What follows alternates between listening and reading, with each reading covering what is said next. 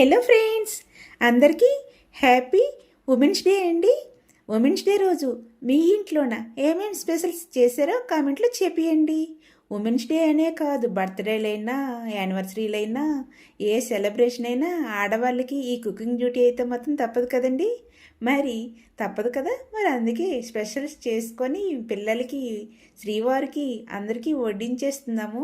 ఏమేమి specials prepare చేశాను అనేది కూడా చూపించేస్తాను, చూసేయండి ఫ్రెండ్స్.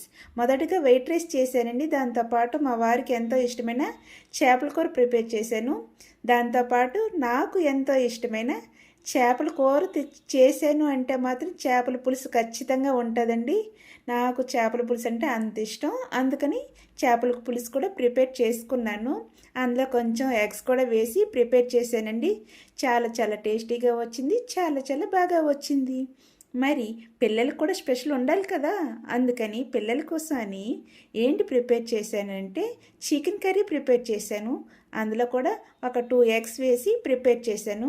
అన్ని కర్రీస్ అయితే మాత్రం చాలా చాలా టేస్టీగా, చాలా చాలా హ్యాపీగా ఎంజాయ్ చేస్తూ, పిల్లలేంటి మా వారేంటి అందరం కలిసి కూర్చొని చాలా హ్యాపీగా తిన్నామండి, మాట్లాడుకుంటూ.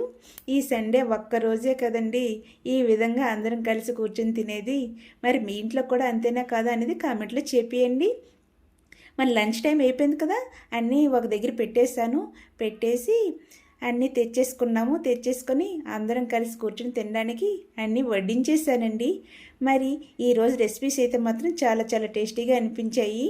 మరి ఉమెన్స్ డే స్పెషల్గా స్వీట్ డిష్ లేకపోతే అవ్వదు కదా, అందుకని స్వీట్ డిష్గా జున్ను ప్రిపేర్ చేశాను. ఈ జున్ను అంటే మాత్రం మా ఇంట్లో నచ్చదు అన్ని వాళ్ళే లేరు, అందరికీ చాలా చాలా ఇష్టం.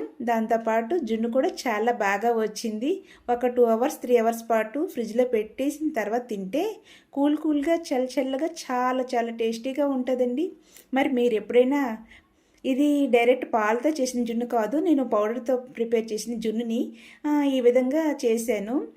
కామధేను జున్ను ప్యాకెట్ ఉంటుంది కదా, దాంతో ప్రిపేర్ చేసిరండి. ఇది అండి వీడియో నచ్చితే లైక్ చేసి సబ్స్క్రైబ్ చేసుకోండి.